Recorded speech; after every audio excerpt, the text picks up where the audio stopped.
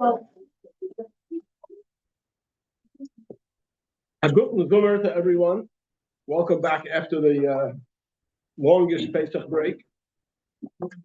Hashgacha Pratis, I was in two minds about last week's Shiur because we were traveling to Munich for our grandson's bar mitzvah, and I wasn't sure on Wednesday, and I wasn't sure if I could make the Shiur and the flight. And the flight was 3:30, so I thought we could do 12 to 1, and I could leave straight from there. Anyway, but my wife said, Mrs. Himes already told the women there's no Shiur. Let's leave it that way. So we kept it that way. And then on Tuesday, we got a notification from Lufthansa that they're on strike and they're canceling the flight. And they have to reschedule us on an earlier flight to Frankfurt, and from Frankfurt we have to go by train. So it ends up we have to leave at 6:30 in the morning. So it was a gracha bratis that I got to daven vasikin. It was an experience. So Hashgacha Pratis that we canceled this year. I saw your husband there. Anyway, Baruch Hashem, there should be simchas by everybody. And Mazel tov, Rabbi Gordon, for your new granddaughter. Thank you very much. Simchas by everybody. Amen. While we were in Munich, we were surprised with another simcha. My daughter-in-law had a baby on Friday night. Baby girl. Baruch Hashem. The only simchas by you.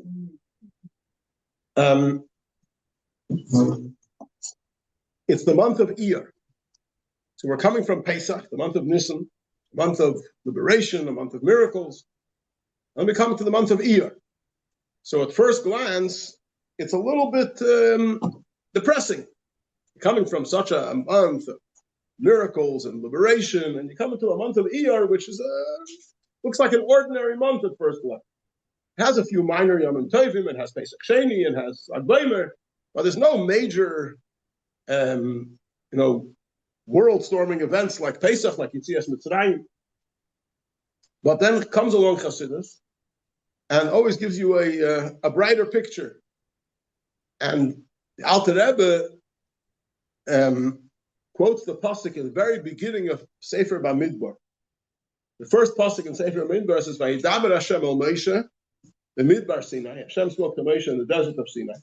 B'chedesh Hasheni, Hashana Hashenish, l'tzeis b'nei Yisrael mitzrayim leimer. In the second month of the second year of the Exodus from Egypt, saying, and he gives them the instruction to count the Jewish people. That's why the book of Bamidbar is called the book of Numbers. It's all about counting the Jewish people. Beginning of the book, the end of the book. So the expression the pasuk uses is the second month of the Exodus of Egypt. And the question is, there is no second month of the Exodus from Egypt. The Exodus from Egypt happened in 1 month. It happened in the month of Nisan. So why does the Torah describe the second month of the Exodus from Egypt? Say so, Me'eretz Mitzrayim. The question is, the Exodus from Egypt only happened in 1 month. It was in the month of Nisan. What does it mean, the second month of the Exodus? So the simple answer is, when you count the months beginning with the Exodus from Egypt, so Iyar is the second month. Nisan is the first month, and Iyar is the second month. However, we know that in the Torah, everything is exact. So if the Torah says the second month of the Exodus, it means the second month of the Exodus. So which means that in the Exodus itself, in Yitzias Mitzrayim itself, there are 2 stages. There's the first month of the Exodus, and there's the second month of the Exodus. The first stage of the Exodus and the second stage of the Exodus. What does that mean? In what way does the Exodus have 2 stages? And how is the first stage connected with Nisan, and the second stage is connected with Iyar? So to understand the significance of these 2 months, Nisan and Iyar, we have to first focus on what is the highlight of each one of these months. So the highlight of the month of Nisan is Yitzias Mitzrayim, Pesach, the Exodus from Egypt. The highlight of the month of Iyar is unique. It's the only month in the calendar where every day of the month we have a special timely mitzvah. Right? The month of Tishrei is full of mitzvahs. You have shofar, you have lulav, you have sukkah, but you don't have the same mitzvah every single day of the month. Rosh Hashanah, you have shofar, sukkahs, you have sukkah and lulav. A lot of beautiful mitzvahs, but that should be one mitzvah that every single day of the month you have that mitzvah. You don't have that anywhere else, only in Iyar. In Iyar, you have every day of the month the mitzvah of the counting of the Omer. The month of Nisan, you also count the Omer, but only for 14 days. The month of Sivan, you also count the Omer, but only for 5 days. But in the month of Iyar, we count the Omer every single day. We make a bracha, Asher Kedoshim, B'mitzvaysa, B'sivanim, Al-Sfinas Omer, and we count the Omer every single day. So the theme of the month of Iyar circles around the counting of the Omer. The theme of the month of Nisan circles around the Exodus from Egypt. What is the difference between the theme of the Exodus and the theme of the counting of the Omer? So we discussed this, it's discussed in Tanya, that it says, by the Exodus, by Yetzias Mitzrayim, it says, Ki barach ha'or, that the nation escaped from Egypt. What does it mean they escaped from Egypt? We remember that Paroi came in the middle of the night and told Moshe and Aaron, Kumu tze'u mitoich ami, gam atem gam bnei Yisrael. Arise and leave from amongst my nation, you and all the children of Israel, and go and serve the Almighty. So Paroi told them to go. Paroi not only permitted them to go, he instructed them to go, and he rushed them to go. He almost chased them out. There's an expression in the Pasuk, they were chased out of Egypt. Paroi was in such a rush to get rid of the Yidden, because he himself was a firstborn, and it was the plague of the firstborn. He saw the firstborn dying all around him, and he was petrified that he was next. And he said, just get out of here. He knew the only thing that could save his life is to get the Jewish people out of Egypt. So he wanted to get them out as quickly as possible. So why does it say that they escaped from Egypt? What kind of escape was it? They left with permission. And the answer is that in the words that Paroi spoke to the Jewish people, spoke to Moshe and Aaron, he told them to leave. He said, Kumu tze'u mitoich ami, arise and get out from amongst my nation. Gam atem gam bnei Yisrael, you as well as the rest of the Jewish people. Ulechu ivdu es Hashem, and go serve Hashem, tidaberchem, as you have spoken, as you have requested. In other words, Paroi was granting Moshe Rabbeinu's request. What was Moshe Rabbeinu's request? Moshe Rabbeinu's request was, Derech shloishes yamim neilcha b'midbar v'nizbech al Hashem alateinu. We're going to go a route of 3 days in the desert, and we're going to offer sacrifices to Hashem. Moshe never asked Paroi, never suggested, it was never brought up in conversation that the Jewish people were leaving Egypt once and for all, for good, not to come back. It was never brought up in conversation. The whole conversation that was going on for the entire year between Moshe Rabbeinu and Paroi was about permitting the Jewish people to leave for 3 days so that they can make offerings to Hashem. So when Paroi said, pick yourself up and leave this country and go and serve Hashem as you have spoken, as you have requested, his intention was to agree to Moshe Rabbeinu's request that the Jewish people should go for 3 days to the desert, offer sacrifices to Hashem, and come back.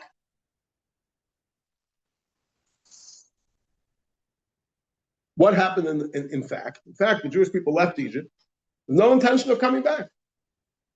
And Paroi actually tells us that Paroi sent agents along with the Jewish people to make sure that they're coming back. And when after 3 days they didn't come back, the agents reported to Paroi that he was taken for a ride. And Paroi realized that, look what's going on over here, 600,000 slaves have picked themselves up and abandoned us and taken our gold and our silver and our diamonds and our beautiful garments, taking all the riches of Egypt with them. What's going on? So he went and he assembled his army and he said, let's chase after them and bring them back. And that's how the story of the splitting of the Red Sea comes into the picture. So the Jewish people escaped in the sense that they said they're going for 3 days and they ended up going and not coming back. But this itself needs explanation. Because at the end of the day, we all know that Paroi was, as I said before, he was desperate. He needed the Jewish people out. So when Paroi comes to Moshe and Aaron in the middle of the night, and he says, Kumu tze'u mitoich ami, arise and leave from this nation, you and all the children of Israel, as you have spoken, Moshe Rabbeinu could have very easily turned around to Paroi. And he would say to him, Paroi, we're okay with your proposal, we're agreeing to leave, and to leave immediately. However, one condition, we're not coming back. We're not coming back. We're going and we're not coming back. Would Paroi have had a choice? Paroi was frightened for his life. He thought any minute he's going to drop dead if he doesn't get the Jewish people out of Egypt quickly. So whatever condition Moshe Rabbeinu would have requested, Paroi would have been forced to agree to. So Moshe could have said to Parei, we're going, but we're not coming back. And Parei would have agreed. So why did Moshe Rabbeinu have to keep it a secret and leave Parei with the impression that they're only going for 3 days and then pull a fast one on him and not come back? He could have told him at that point that we're going and we're not coming back. And everything would have been fine. Excuse me, but because he said go, Pharaoh didn't say, oh, by the way, I'll be in 3 days. No, but he said, go as you have requested, as you have spoken. So I'm agreeing to your request. So the answer, as we learned in Tanya, is that everything that goes on in the physical realm is a reflection of what's going on a spiritual level. And since on a spiritual level, Yetzias Mitzrayim, the exodus from Egypt, was an escape, and we'll explain in a moment what it means it was an escape. Therefore, on a physical level, it also had to be an escape. What does it mean that on a spiritual level, Yetzias Mitzrayim was an escape? Simply, it means, as it mentioned in previous Shiur, it's one thing to take the Jewish people out of Mitzrayim. It's another thing to take Mitzrayim out of the Jewish people. So they physically left Mitzrayim, but the mindset of Egypt and the desires of Egypt, the culture of Egypt, the interests and the enthusiasm of Egypt they didn't rid themselves of that. So they were escaping from themselves. In other words, their inner self was still stuck in Egypt. They were physically escaping from Egypt, but they were escaping from themselves.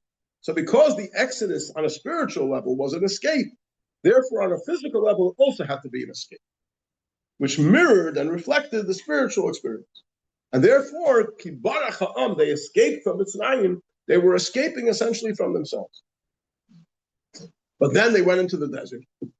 And the program, when they got into the desert, Moshe Rabbeinu already knew from the beginning, the time that he was at the burning bush, a year earlier, Hashem told Moshe Rabbeinu that when you take the nation out of Egypt, you will serve the Almighty on this mountain, at Mount Sinai. The burning bush was at Mount Sinai. And Hashem told Moshe Rabbeinu that when you take the Jewish people out of Egypt, you're to bring them here, and here there's going to be a revelation, the revelation of Sinai. So the Jewish people had to be prepared, had to prepare themselves for this great revelation that was going to take place at Mount Sinai. In the state that they were spiritually, in the decadent state that they were, they still had Egypt all permeating them. The culture of Egypt, the mindset of Egypt. They were not fit to receive the Torah. They were not fit to have that incredible divine revelation at Sinai. So they needed to undergo a process in the course of the 7 weeks that they had between leaving Egypt and receiving the Torah. They need to undergo a process of self-refinement and self-transformation. And that's the process of Sfiras HaEmer. We know that there are 7 character traits. Chesed, Gvura, Tiferes, Netzach, Hod, Yesod, and Malchus. Each one of them is composed of 7. Chesed, Sheba Chesed, Gvura Sheba Chesed, Tiferes Sheba Chesed, Netzach Sheba Chesed, Hod Sheba Chesed, Yesod Sheba Chesed, and Malchus Sheba Chesed. And in Gvura you also have 7, and in Tiferes you also have 7. So it's 7 times 7 is 49.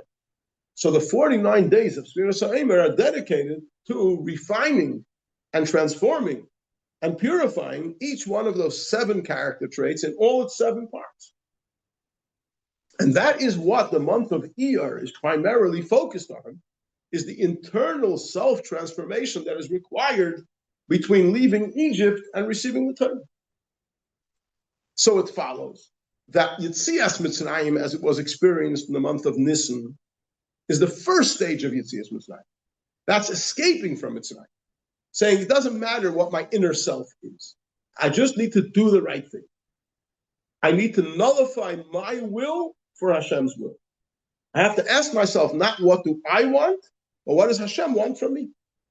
It doesn't matter what I want. It doesn't matter what I feel like. It doesn't matter what I'm excited about, what I'm enthusiastic about, what thrills me. That's all irrelevant.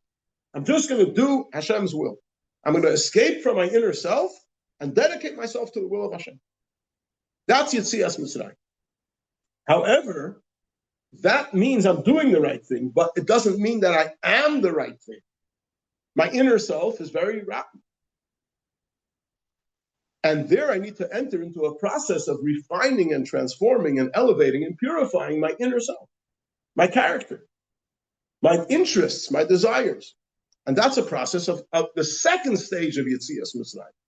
The deeper and more the more profound experience of Yetzias Mitzrayim, where we don't just escape from Egypt, but we transform the Egypt within ourselves, that it should become a state of liberation, a state of connection to Hashem. We should be internally connected to Hashem. That our excitement and our enthusiasm and our desires and our mindset should be in sync with that of the Torah, with that of godliness. So when it comes a point, if you ask me, what do you want to do? I want to do the same thing that Hashem wants me to do. Because I have successfully transformed myself and elevated myself and refined myself, that my will doesn't need to be subjugated to the will of Hashem. My will is in sync with the will of Hashem. And that is what the second stage of Yetzias Mitzrayim is about. So the first stage of Yetzias Mitzrayim is escaping from Mitzrayim. It doesn't matter what my inner self is. I'm just going to nullify my will to Hashem's will and go for it. But I'm still internally stuck in Mitzrayim. My internal desires and my internal interests and my internal priorities are still in the flavor of Mitzrayim. But then there is the stage of internal transformation, that step by step throughout the month of Iyar, which is the Chedesh Hasheni, let's say, Mitzrayim. It's the second stage of Yetzias Mitzrayim, where the Yetzias Mitzrayim is internalized, so that we become a transformed people with the right values, with godly desires, with godly interests. And this explains another interesting concept. The counting of the Omer is called the counting of the Omer. What is the Omer? The Omer is a measure of barley, which was offered on the second day of Pesach in the Beis Hamikdash. So the 49 days of the counting of the Omer are launched by the cutting of the Omer, the reaping of the Omer on the night of the 16th of Nisan, and then the offering of the Omer in the Beis Hamikdash on the day of the 16th of Nisan. And from there we count 49 days. What are we counting to? We're counting to Shavuot, the 50th day, when we bring a special offering in the Beis Hamikdash, again a meal offering, which is called the Shtei Halechem, the two loaves that are brought on Shavuot. Now we mentioned in the previous Shiur, we mentioned it about being chametz, but let's not go there right now. And it's also connected. But the Omer, the measure, was barley. The measure that was brought on the second day of Pesach was sa'orim, barley. Barley is animal feed. And the offering that was brought on Shavuos, the Shtei Halechem, was chitim, was wheat, which is human feed. Which means we start off, we leave Mitzrayim, right? We're escaping from Mitzrayim. But who is the conscious I? An animal, a nefesh habamis, a behemoth. As we discussed many times, that an animal, the Eibishter made that an animal walks on 4 feet and its head is hanging down. So it only sees the earth. It doesn't have the capacity to raise its eyes on high and look for a higher purpose in life. As far as an animal is concerned, the whole purpose of life is grass. Right? That's all he sees. That's all he's interested in. What's in it for me? Yeah, you can have grass. You can have more sophisticated grass. Sometimes you call it sushi, call it falafel, call it pizza. It's all different forms of grass. And the animal soul within the human being, like an animal, is only interested in grass. And what's in it for me? But the Almighty made human beings stand on 2 feet, and our heads are forward. And we have the option of looking up. As the pasuk says, "Su'u mare meinechem," lift your eyes on high, "U're'u mi bara elam," contemplate who created all of this. Is there a plan here? Is there a purpose to this? It's not just about how do I get through day to day. The question of what's the purpose of my existence? Hashem created me and gives me life and gives me health, and there's a purpose in it all. The purpose is that I should serve Hashem and through the study of Torah, the fulfillment of mitzvahs, by being kind to my fellow human beings, by doing what Hashem wants me to do in this world, making this world a dwelling place for Hashem. So that's the human being. So we start off, right after we leave Egypt, we're on the level of animal.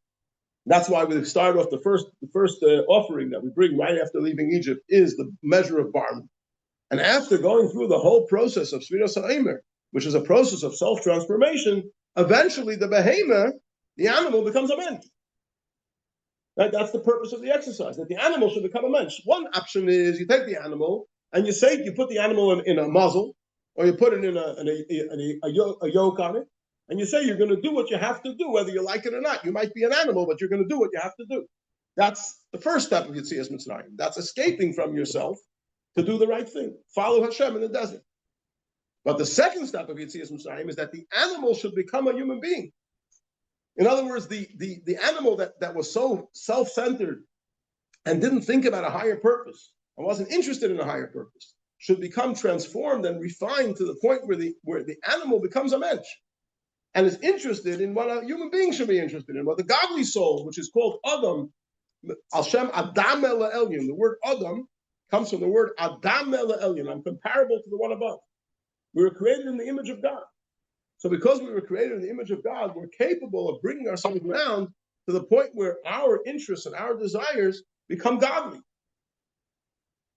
It's not just a question of forcing ourselves to do what we don't want to do. That's stage number one. That's the first level of Yetzias Mitzrayim. But the second level of Yetzias Mitzrayim is getting the Egypt out of ourselves and transforming the animal into a mensch. And this is also the reason, basically, we spoke about this by the path last year as well. This is also the reason why on Pesach, chametz is absolutely forbidden. But on Shavuos, the Torah insists that the offering that's brought in the Beis Hamikdash should be chametz. Because what does chametz represent? Chametz represents self-expression. Right? You take the dough and you say to it, do whatever you feel like. Whenever you tell the dough, do whatever you feel like, it's going to rise. Matzah represents disciplining. Right? You take the dough, you knead it quickly, you roll it out quickly, you poke it, you throw it in the oven, and you don't allow it to do what it feels like doing. You make sure that it stays disciplined, is doing what it's supposed to do, and not what it feels like doing. So, in the first initial stage of Yetzias Mitzrayim, which is running away, escaping from yourself, there it's very important to even a speck of chametz is forbidden, because there shouldn't be even a speck of self-expression. It should be complete subservience and obedience to the will of God. But then when you come through Sfiras HaOmer, and if you do it successfully, you should come to a point where not only is your subservience in the right place, but you're holding it by a level where if I ask you, what do you feel like doing? If it was up to you, what would you do? The answer would have to be exactly what Hashem wants from me, because I've successfully elevated myself and refined myself that my desires are in sync with Hashem's desires. So when it comes Shavuos, the Torah says, now's the time to offer chametz from the Beis Hamikdash. That represents that my own desires and my own expression, my own feelings are in sync with holiness and with godliness. Yes? In the Midbar, they counted. And they counted what it sent. In the Midbar, they counted the omer. Yeah? Well, it's not so simple. Simply speaking, halachically speaking, the mitzvah of counting the omer, the Torah says, Ki savayu el ha'aretz. When you come to Eretz Yisrael, there you will take from the produce of the land, and from the barley you will bring an omer, and then you'll count 49 days, and then you'll bring you'll bring wheat for shtei halechem. However, the Ran at the end of Masechta Pesachim quotes a medrash that says that the concept of the counting of the omer started right away when they left Mitzrayim. Because when they left Mitzrayim, they knew that in 49 days and 50 days they were going to receive the Torah. And they counted impatiently each day. When 1 day's gone by, 2 days have gone by, 3 days have gone by, we're getting closer and closer to Har Sinai, closer and closer to receiving the Torah. And there was a tremendous enthusiasm by the Jewish people to receive the Torah.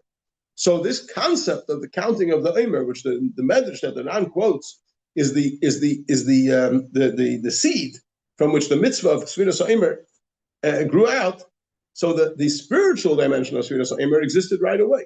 And based on this idea, the difference between the matzav of the Yidden when they left Mitzrayim and the matzav of the Yidden when they came to the Har Sinai, and the way that was changed was through the process of Sfiras HaOmer, which each day they worked on purifying and elevating a certain trait so that they should be fit to receive the Torah. That is the counting of the omer that took place right away when they left Mitzrayim. That means they didn't do anything else to lift up the Madrigal. They just the counting itself was lifting it up. It's not so simple. It's not so simple. The counting itself definitely has an effect, but there's an avodah that goes with it. That's the avodah of refining oneself and transforming oneself. Working on stopping to be a behemoth and becoming a mensch. What do? You think about the greatness of Hashem. You think about how fantastic it is to be a Yid. Well, how special and fortunate we are that Hashem has given us such a beautiful Torah. How it's the most incredible privilege to connect with Hashem through studying His Torah and fulfilling His mitzvahs, so that we realize that all the narishkeiten that we were fascinated by are absolute narishkeiten, and the only thing that's really worth passionately being driven towards is connection with Hashem. Yeah, in the middle, what did they do? But, they didn't have Shiur or... Perhaps they did. They had fabrengens. They didn't go to work. The whole day they had discussions. That's why the Meraglim thought that they should perhaps stay in the Midbar, because it's such an opportunity to connect with Hashem through reaching great heights. And Chiddush was that the mitzvahs Maisius, and as you saw, you can. Okay, so that's the Zohar speaks of two levels of the service of Hashem, and how to deal with the negative forces that we encounter. So one expression is iskafia. Iskafia means subduing evil. So each of us has an evil force within ourselves called the Yetzer Hara.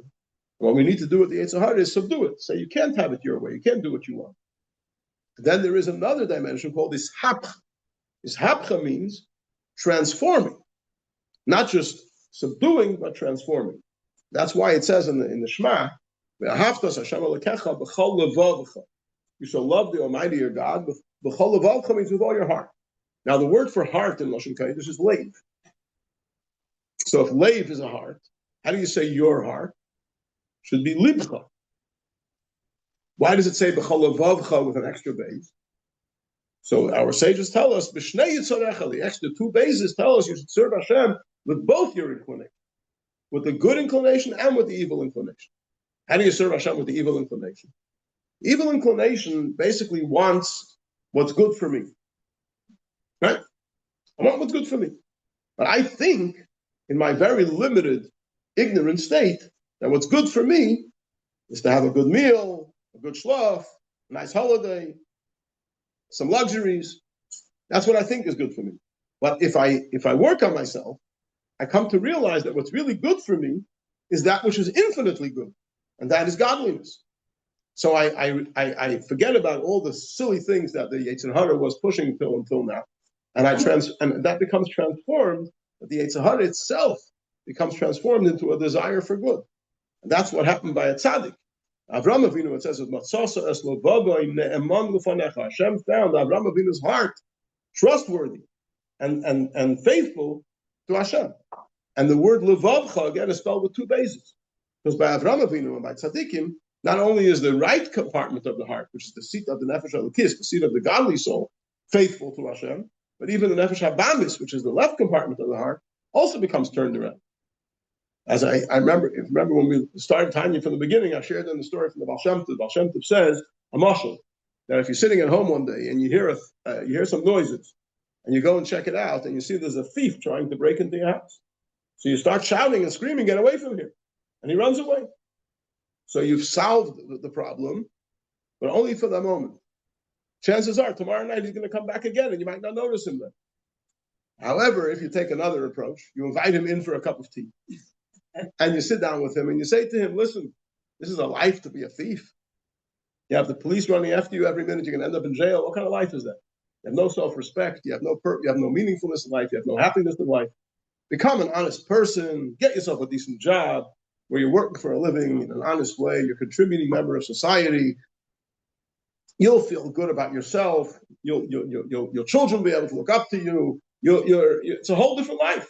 And if you can convince him that the good life is a life of honesty and integrity, then not only have you solved the problem for the moment, you've solved the problem long term. You've solved the problem in its core. You're not just dealing with the symptoms, you're dealing with the essence of the problem.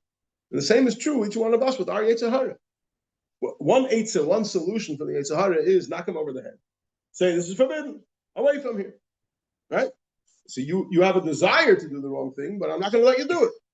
I'm going to tell you, nullify your will to Hashem's will. That's called ishkafi. That's called subduing. But then there is transforming.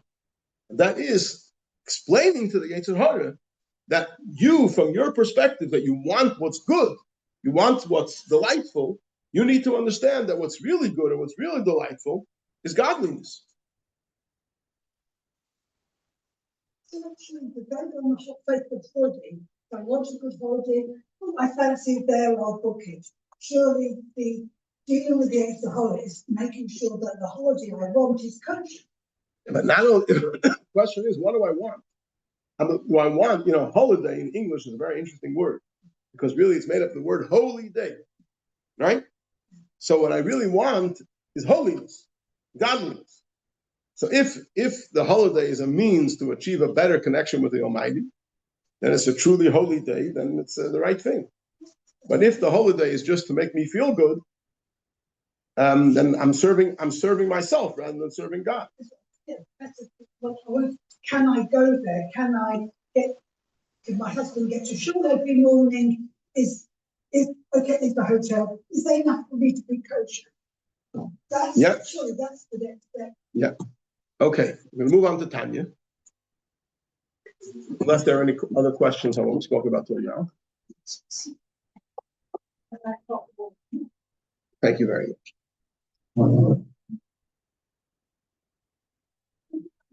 Sure.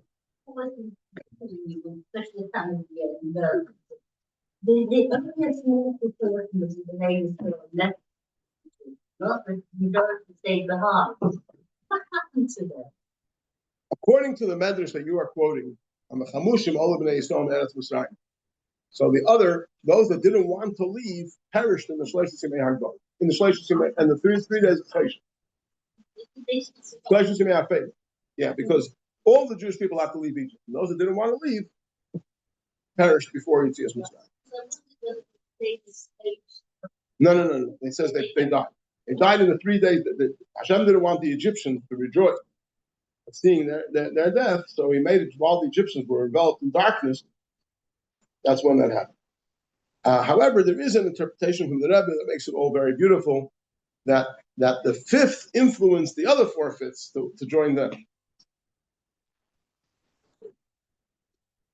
Would that be this remaining because of it didn't put the sign on the door?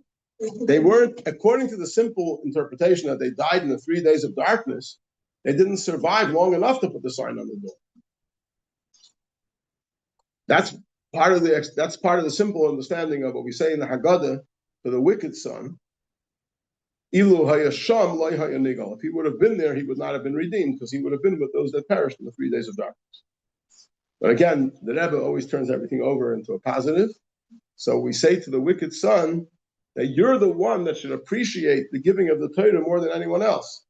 Because Ilu hayasham loy hayanigal. In Egypt, you would have not have been redeemed because you're the wicked son. But once the Torah was given, every Jew became an integral part of Klal Yisrael. And when Mashiach comes, no one will be left behind. Everyone will be brought around. So you should appreciate Torah and mitzvahs more than anyone else, because it's done for you more than it's done for anyone else. First of all, Achrei literally doesn't mean knock out. It means make sour. Thank you. Literally means to make sour. Make sour. But there are all kinds of pshat. Shivim panim latoyv. Okay, so I think we're in the middle of Perek Hey.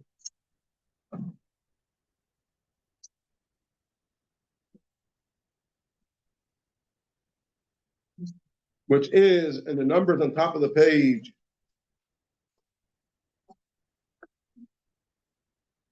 it's page number 18.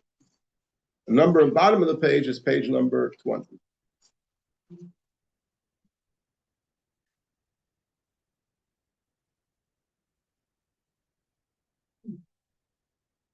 I think we're in the middle of chapter 5. My recollection doesn't fail me. Right in the middle of the page, we're going to start from the word v'zois, which is the last word on the line. right after the full stop. Sorry, how far down? Halfway down the page, you see there's a full stop, and then it starts v'zois at the very end of the line. Ah, yeah. Yeah.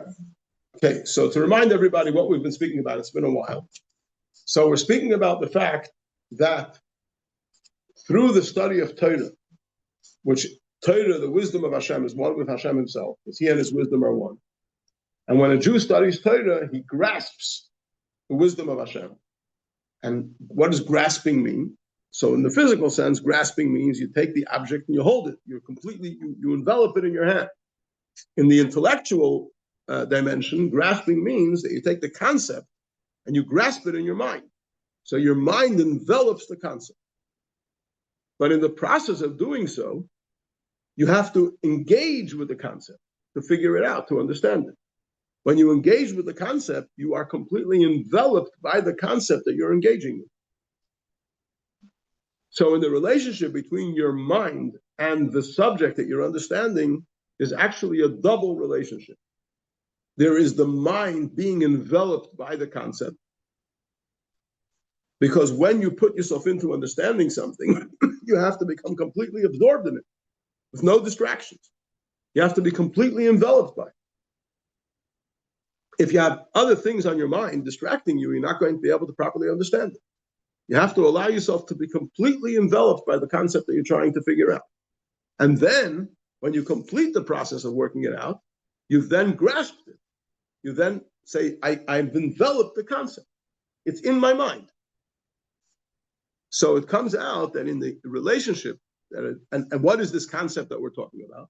This concept that we're talking about is, we used as an example, a halacha in the Gemara or the Shulchan Aruch, that if Reuven will claim such and such, and Shimon will claim such and such, their ruling will be like this and like this. So that's the wisdom and the will of Hashem, that when Reuven claims this and Shimon claims this, the ruling should be like this. That is the wisdom and the will of Hashem. So when a person comprehends this and envelops it in his mind, he is comprehending and enveloping the wisdom of Hashem, which is one with Hashem himself. So he's entering into a relationship with Hashem, which is phenomenal, because it actually has both the advantage of him encompassing and enveloping the wisdom of Hashem, as well as being encompassed by and being enveloped by the wisdom of Hashem. So it's a wondrous union which works in two opposite ways simultaneously, which nowhere in the physical realm do we have such a concept that two things should be so strongly bound with each other that A is surrounding B and B is surrounding A simultaneously. And this is what happens in the mind of a person when you study Hashem's Torah. You become bound up with Hashem with the most amazing bond, the most amazing union. And now the Alter Rebbe continues, starting from the word v'zois. V'zois ma'ilo yesera g'dayla v'nefila li'en ketz. This is an additional advantage, which is great and wondrous beyond limit. Asher b'mitzvahs yediyas ha'Torah v'hasagasa, which is uniquely present in the mitzvah of knowledge of Torah and comprehension of Torah. I'll call ha-mitzvahs ma'asiyos, in a way that it stands way above and beyond all practical mitzvahs. Va'afil ha-mitzvahs atluyas b'dibur, even mitzvahs that are dependent on speech, connected with speech. Va'afil ha-mitzvahs talmud Torah sheb'dibur, even the mitzvah of studying Torah in speech. In other words, when it comes to the written law, right, we have the written law and the oral law, Torah sheb'iksav and Torah sheb'al peh. When it comes to the oral law, Torah sheb'al peh, the content is Torah. The words themselves are only the container of the content, but the content itself is Torah. So if a person says the words of Torah sheb'al peh and doesn't understand what he's saying, he's not really fulfilling the mitzvah of studying Torah, because the content is Torah. The content is the wisdom of Hashem. And being that he doesn't grasp the content, he's just saying words that don't mean anything. So he hasn't fulfilled the mitzvah of Talmud Torah. However, when it comes to the written law, Torah sheb'iksav, there the words themselves are Torah. So when a person just says the words of Chumash or Navi or Ksuvim, Torah, Nevi'im, Ksuvim, the words of Tanakh, the 24 books of the scriptures of the Torah, and when you say the words, you're also experiencing a connection with Torah. However, when you're saying the words and you're not comprehending what you're saying, so you are enveloped by the Torah but you're not enveloping the Torah. You're not encompassing the Torah because you're not grasping it. You're not comprehending it. So on a practical level, a man walks into shul and he's called up to the Torah. He's totally ignorant, doesn't know anything. He's called up to the Torah, and the Baal Kodesh is going to read for him a few psukim from the Sefer Torah. So he can make a bracha before the reading of the Torah. Baruch atah Hashem Elokeinu melech haolam asher bachar banu mikol ha'amim v'naseh lanu es Torah. Say, blessed are you, Hashem, our God, King of the universe, that chose us from all the nations and gave us the Torah. Baruch atah Hashem neisen ha'Torah. Blessed are you, Hashem, the giver of the Torah. And then the Baal Kodesh reads for him, and then he makes a bracha Achrei. Now he didn't understand one word. So how did he fulfill the mitzvah of studying Torah that he can make a bracha? Asher bachar banu mikol ha'amim v'naseh lanu es Torah. The answer is because we're dealing here with the written Torah. So just the words themselves are Torah, not only the content, but the words themselves. And therefore, there's a mitzvah of Talmud Torah shebedibur. Saying the words of Torah is also a mitzvah of Talmud Torah. However, it doesn't compare, from the perspective that we're coming from now, it doesn't have the advantage of grasping, of enveloping the Torah. Because when you say the words of Torah, you're fulfilling the mitzvah of Talmud Torah. And because you're fulfilling the mitzvah of Talmud Torah, you're enveloped by the special energy that's coming forth from these words of Torah. But you're not grasping it, you're not encompassing it, you're not enveloping it. So this is a tremendous advantage that there is in the mitzvah of understanding and comprehending Torah, more than all practical mitzvahs, including mitzvahs that are verbal, including the mitzvah of Talmud Torah and its verbal state, its verbal level. And the reason for this is, they call them mitzvahs shabadibur u'maisa because through all the mitzvahs, whether they are verbal or active, HaKadosh Baruch Hu malbishus hanefesh, the Almighty is enclothing the soul. So the soul is enclosed by, enveloped by the light of the Almighty. And surrounding it with godly light from head to toe. Every aspect of the soul is enveloped by the godly light of the mitzvah or of the Torah. When one understands Torah, when one comprehends Torah, when one knows Torah, besides the fact that the human mind is enveloped by the wisdom of Hashem, here there's a uniqueness that the wisdom of Hashem is present within him. That which the mind, the intellect, has comprehended and grasped and encompassed in his seichel, whatever he was capable of grasping and comprehending, from the knowledge of Torah. Each person according to his seichel and his ability to know and to comprehend in the four levels of pshat, remez, drush, and soid of the Torah. Pshat is the simple meaning, remez is what it alludes to, the nash is the homiletical level, and soid is the mystical.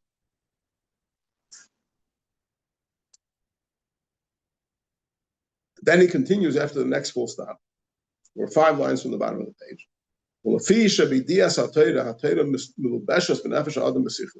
Since when one understands Torah and knows Torah, the Torah is enclosed in the soul of man and in his intellect. And it's encompassed within them. That's why it's called the bread and the sustenance of the soul. Just like physical bread, sustains the body. When does a physical bread sustain the body? Imagine a person is going to sit down by the table, and there's going to be delicious bread on the table. And he's going to look at the bread for 15 minutes and get up and walk away. Will he have derived any sustenance from that? No. In order to get sustenance from bread, you have to eat the bread.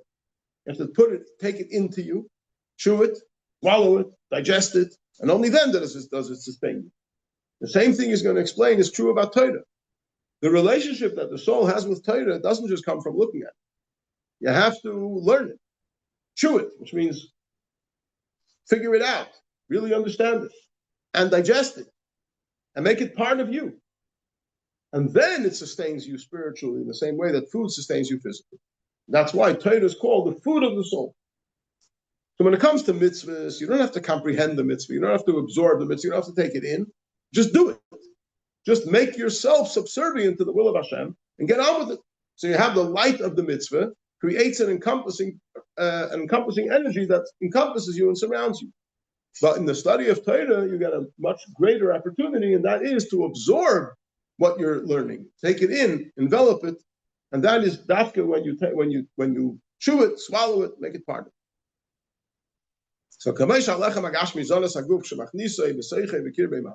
just like physical bread only sustains the body when you take it in, it goes into you and goes literally becomes a part of you. And over there it becomes transformed to become blood and flesh, part of the person's body. And only then does the bread and the food provide for him life and sustenance. The same thing is true when it comes to the knowledge of Torah. And its comprehension, the soul of man, he has to learn it well, in the depth of the seichel, by delving into it deeply, until it becomes grasped by his mind, it becomes united with it. They become absolutely one. The person and the Torah that he studied become one. Then it becomes sustenance for the soul. The chayim bekirba, and life within it, from the source of life, the infinite one, blessed be He, which is enclosed in the wisdom and the Torah, which is now enveloped within the person's mind. Question? No, we're talking here in the Torah Shabbat or Torah Shabbat, but we're speaking here specifically about comprehending. In Torah Shabbat, only the comprehension works. In Torah Shabbat, it could be either comprehending it or saying the words. But when you say the words, you don't have this advantage of absorbing it and encompassing it.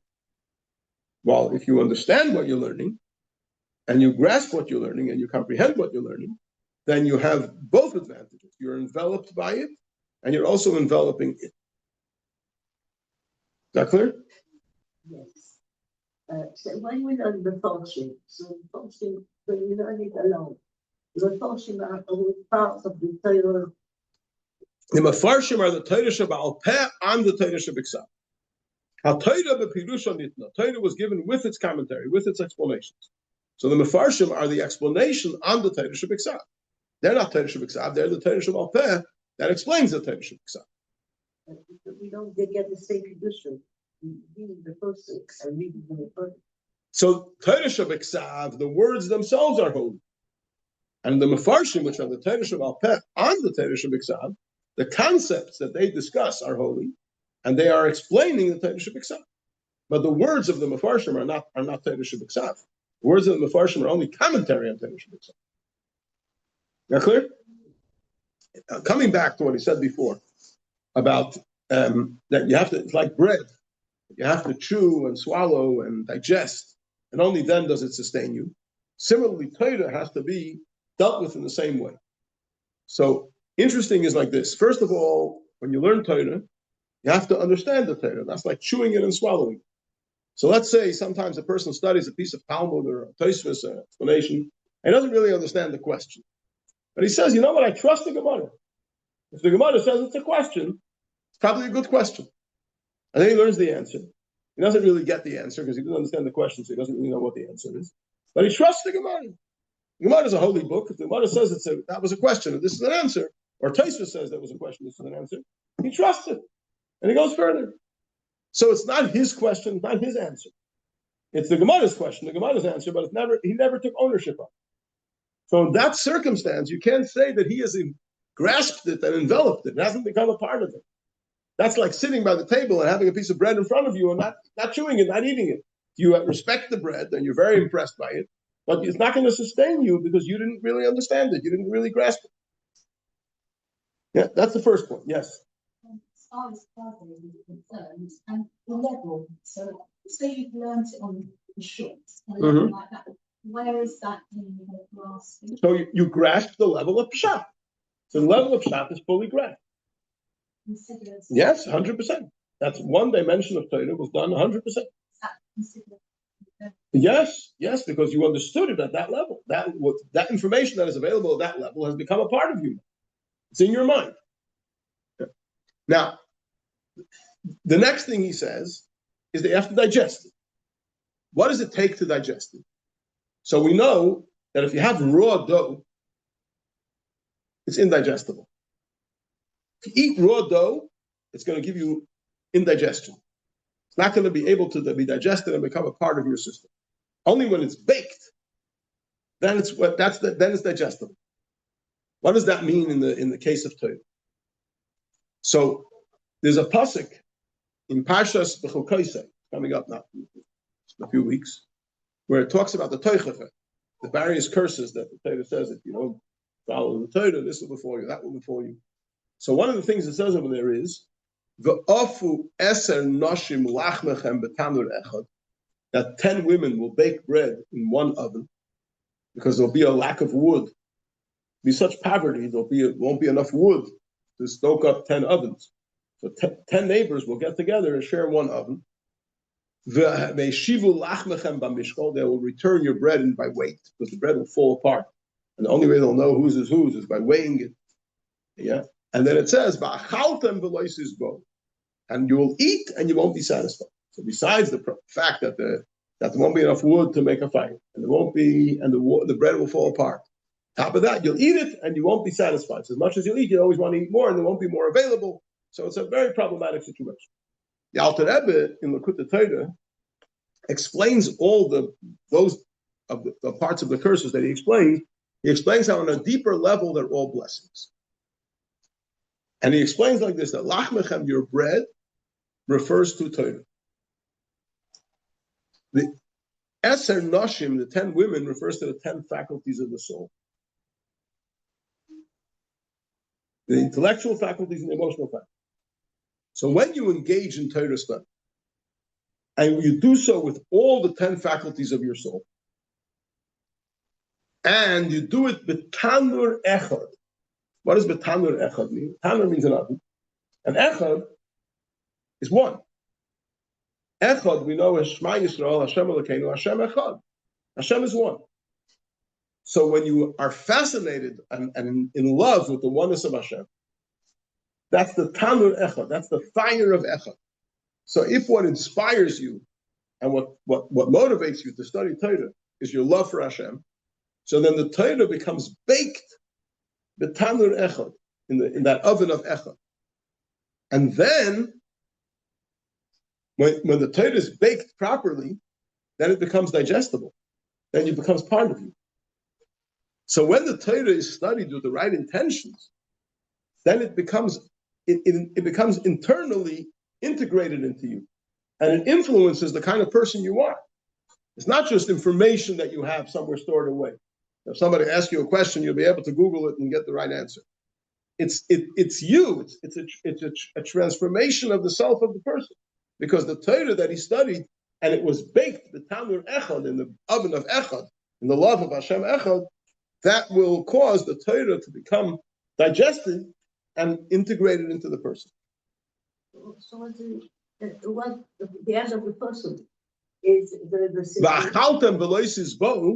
is when you learn Torah in this way. As much as you learn, you'll never be satisfied. You'll always want to learn more.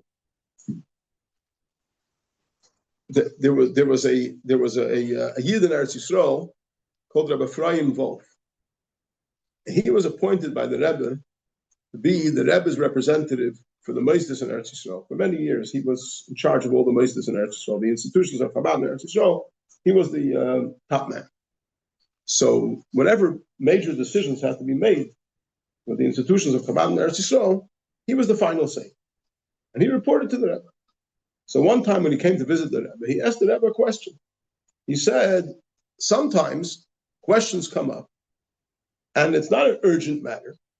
It can take a few weeks to make the decision.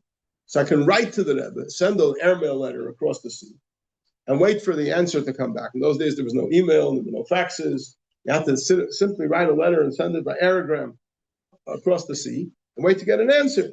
But sometimes, he said, there are urgent matters that come up and need a quick decision. How will I know what the right decision is?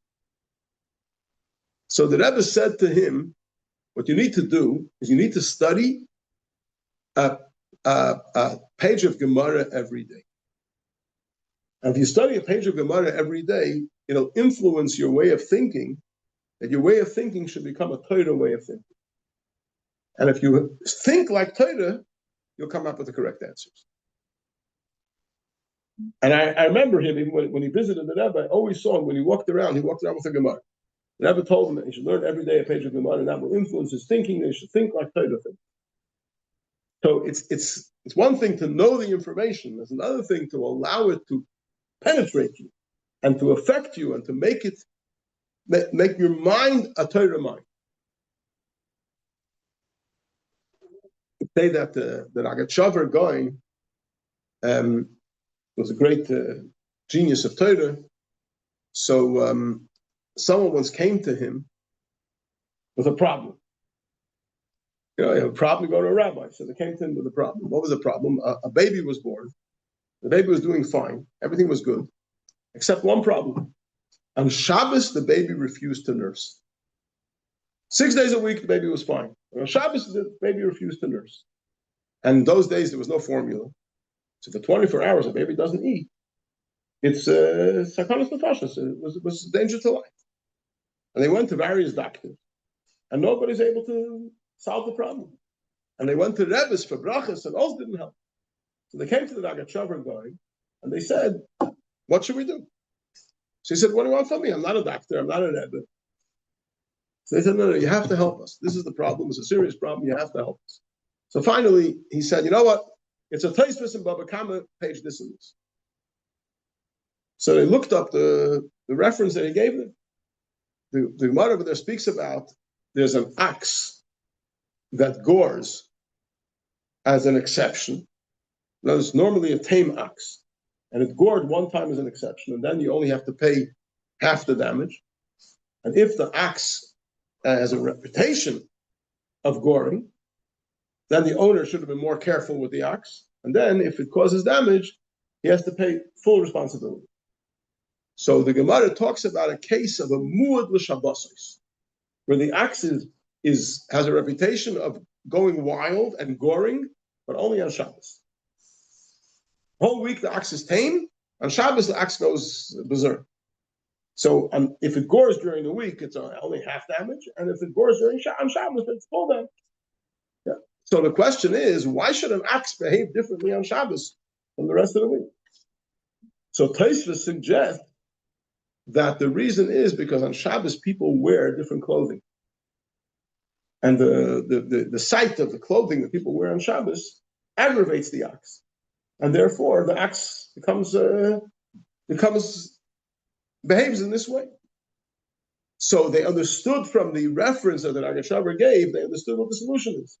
The solution is that the mother should wear weekday clothes on Shabbos, and the baby will nurse. And that's what they did, and it worked. So the Agachavar it's not because he had Ruach HaKodesh to figure this out.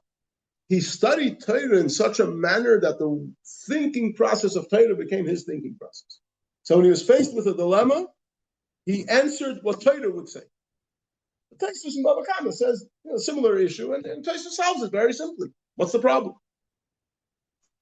So the idea of grasping the Torah and grasping it in such a manner that it doesn't just remain information that you possess, but it permeates you. That's what we're speaking about over here, connecting with the Torah in such a way.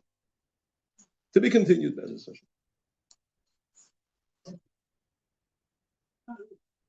Thank you. The Bethraim, well,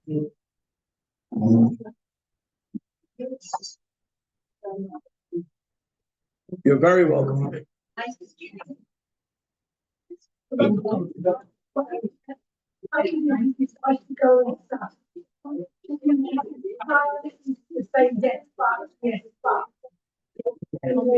Sorry, look at what you did. Yeah.